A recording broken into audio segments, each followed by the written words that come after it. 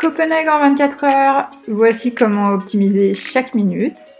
Je vais vous emmener découvrir les incontournables, tels que la ville, la petite sirène, le port, la nourriture. Mais je vais aussi vous partager plein d'anecdotes afin de mieux comprendre la ville, en plus de la visiter. C'est parti pour un vlog à Copenhague, on y va! Je vous propose un itinéraire qui démarre sur les quais, qui passe par le palais de Christiansborg, le port, la petite sirène et la citadelle du Castellet. Ensuite, ce sera une balade en ville pour déjeuner, mais aussi découvrir la rue principale et le musée du Danemark. Copenhague est l'une des villes où les habitants sont parmi les plus heureux au monde.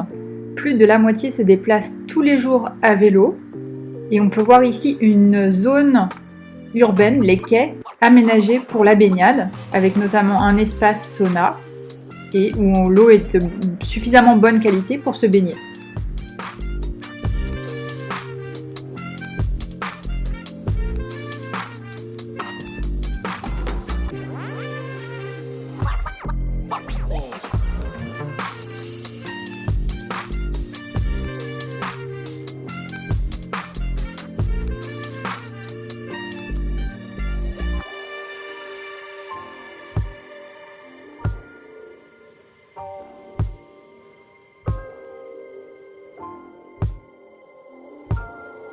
On approche du palais de Christiansborg.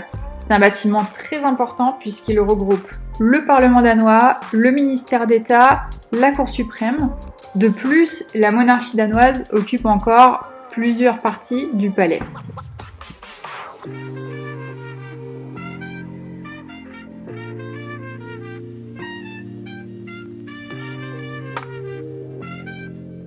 On passe maintenant à Nyhavn.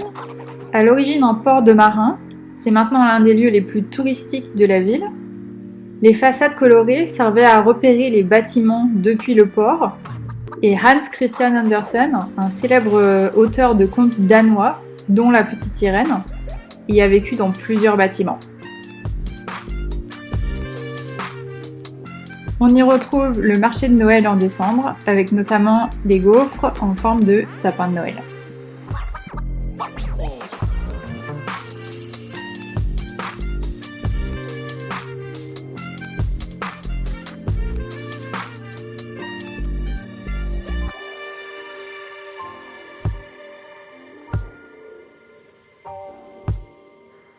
Ensuite, la Petite Sirène et le Castellet au nord-est de la ville.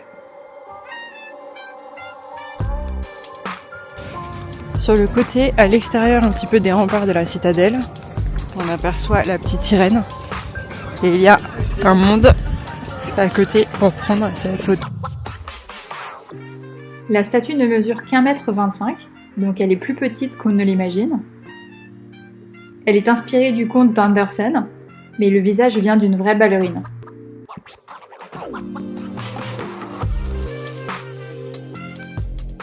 À côté de la Petite Sirène, on a la citadelle du Castellet, citadelle en étoile qui est encore aujourd'hui utilisée par l'armée danoise.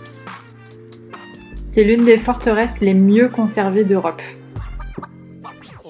C'est un véritable écrin de verdure avec une vue calme et verte au cœur de la ville.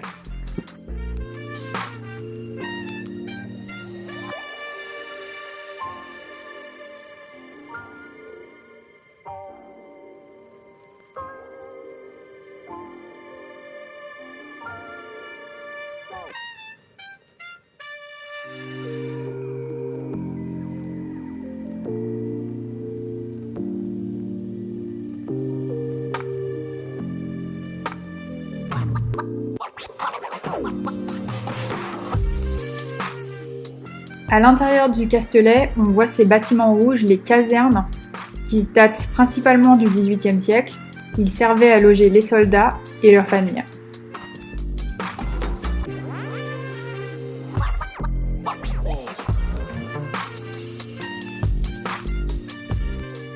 Le moulin du Castellet est le dernier moulin militaire debout au Danemark. Il servait à produire de la farine en cas de siège, mais aussi à observer les alentours depuis sa position élevée.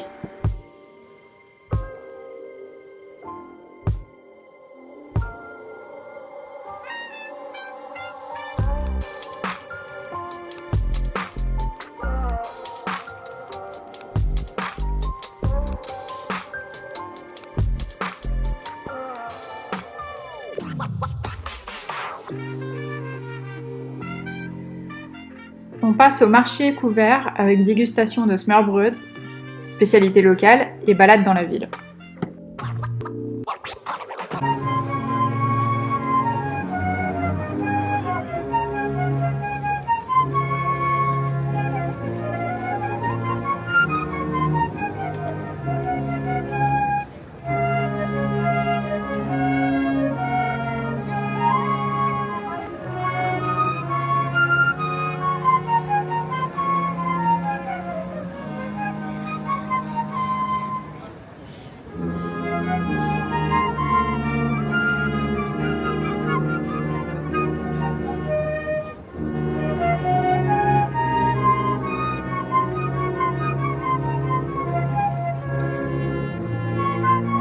Sur l'étalage des smørrebrød, donc les toasts avec plusieurs goûts différents, moi j'ai testé celui au saumon fumé et au poisson frit qui étaient tous les deux excellents.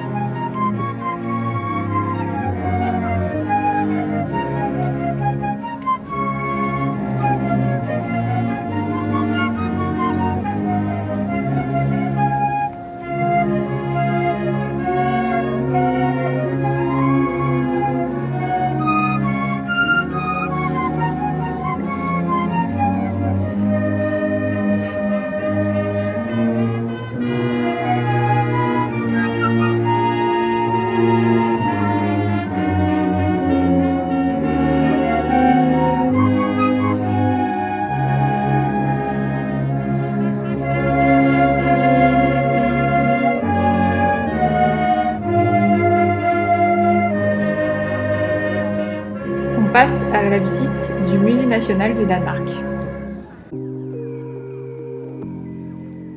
Le musée retrace plus de 14 000 ans d'histoire du Danemark.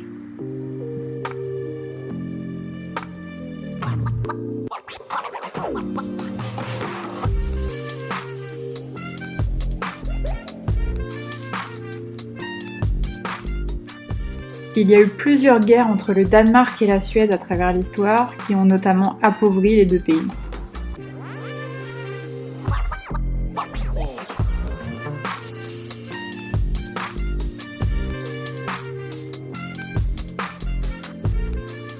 Très belle collection de maisons de poupées, avec à l'intérieur une représentation des scènes de la vie d'antan au Danemark.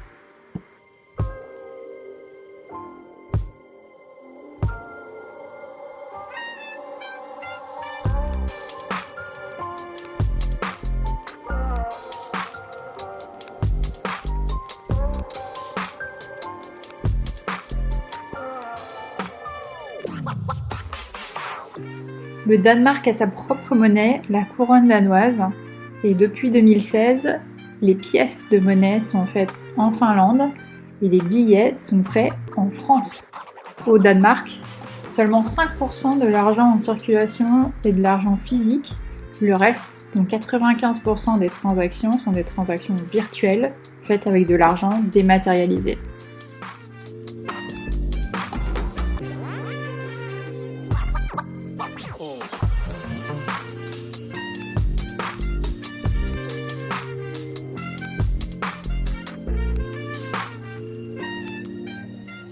Dégustation de rouleau au homard, lobster roll et de fish and chips. On retrouve le petit sauna et la petite sorte de piscine où là je peux maintenant filmer puisqu'il n'y a plus personne. C'est intéressant. Et pourtant à cette heure-là, moi, potentiellement, je me baignerais. Mais là on peut bien voir ce petit sauna incroyable posé sur l'eau. Il est peut-être fermé. Et où les passants, en tout cas ceux qui font le sauna, se baignent après directement dans l'eau. On a maintenant un endroit pour stocker son kayak.